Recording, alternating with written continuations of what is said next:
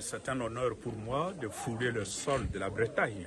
Moi, j'entendais souvent parler de la Bretagne, mais je suis venu justement dans un cadre purement spirituel, à l'invitation du recteur de ces sanctuaires de Notre-Dame de la Tranchée, qui célèbre cette année son centenaire. C'est le centenaire du couronnement de Notre-Dame de Tranchée. Et cette fête de centenaire aujourd'hui coïncide avec la solennité de l'Assomption de notre mère, la Vierge Marie, qui est montée au ciel avec son corps et son âme, l'unique cas dans l'histoire de l'humanité. Nous n'avons pas encore eu un deuxième cas. C'est dire, si nous combinons les deux événements, mais c'est un jour extrêmement joyeux pour nous. Parce que l'événement se passe au courant de cette année, qui est aussi une année de jubilé. Et nous savons que le thème de ce jubilé, c'est essentiellement l'espérance. Or, Notre-Dame de Tranchée, qui s'est manifestée ici en ces lieux, était justement porteuse d'un message d'espérance. Et pour revenir à la question que vous posez, c'est une expression qui est utilisée dans l'Église, la dormition de Marie. Et quand vous allez aujourd'hui à Jérusalem, vous trouverez une église qu'on appelle justement l'église de la dormition de Marie. Les lieux où Marie s'est endormie et a été emportée au ciel. Donc ça existe. C'est pour mettre en évidence la différence entre la mort de Marie et notre pauvre mort, nous les humains. Quand tu meurs, mais il y a comme une séparation entre le corps et l'âme. L'âme s'en va au paradis, mais le corps reste dans le tombeau, ce qui n'a pas été le cas de Marie. Pourquoi on utilise l'expression la dormition de Marie.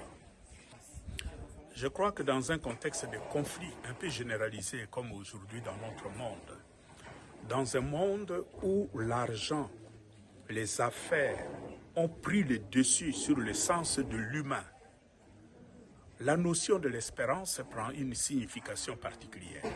Parce que nous nous rendons compte aujourd'hui que nous sommes en train de faire fausse route. Nous avons mis en premier lieu des valeurs qui n'en sont pas une. C'est vraiment notre égoïsme, la tendance à accumuler. Et la politique qui gouverne le monde d'aujourd'hui a même perdu de sa dignité. On n'a plus les grands hommes politiques comme autrefois qui étaient des visionnaires et qui se projetaient dans l'avenir, qui posaient des gestes aujourd'hui pour en récolter le fruit demain. Ces genres de grands hommes politiques n'existent plus. Tous nos dirigeants aujourd'hui, même des grands pays, sont tous devenus des hommes d'affaires. Ils courent derrière l'argent, ils courent derrière l'intérêt, mais surtout l'intérêt immédiat. On n'a plus de perspective. Voilà, dans un monde comme ça, la notion de l'espérance prend une signification particulière. L'espérance chrétienne, c'est une projection dans l'avenir. C'est que nous voulons que notre société, notre monde soit demain. Notre espérance, justement, c'est de faire de telle sorte que ce monde demain corresponde un peu au paradis terrestre. Un monde dans lequel tout le monde se reconnaît, se respecte comme des frères et sœurs. Dans un monde où on s'aime, dans un monde où on cherche ensemble à vivre en paix. On ne passe pas son temps à se faire la guerre comme aujourd'hui. Et pour cela, il faut partir de la vertu de l'espérance. C'est un réconfort à la fois moral, spirituel et physique dans tout ce que je fais. Savoir que mon engagement comme prêtre, il y a aujourd'hui 37 ans, c'est l'anniversaire que nous célébrons aujourd'hui, c'était en 1988, et puis à ce moment-là, ça coïncidait avec la solennité de l'Assomption. Le 14 était la solennité de l'Assomption. Cette année en particulier, je peux dire que j'ai célébré 3 fois. Parce qu'au Congo, nous avons déjà célébré l'Assomption le dimanche. Comme le 15 n'est pas férié, nous célébrons l'Assomption toujours le 2e dimanche du mois d'août. J'ai célébré. Arrivé ici hier, c'était le 14. C'était la date de mon ordination. Mais le mystère du jour, c'est aujourd'hui, l'Assomption.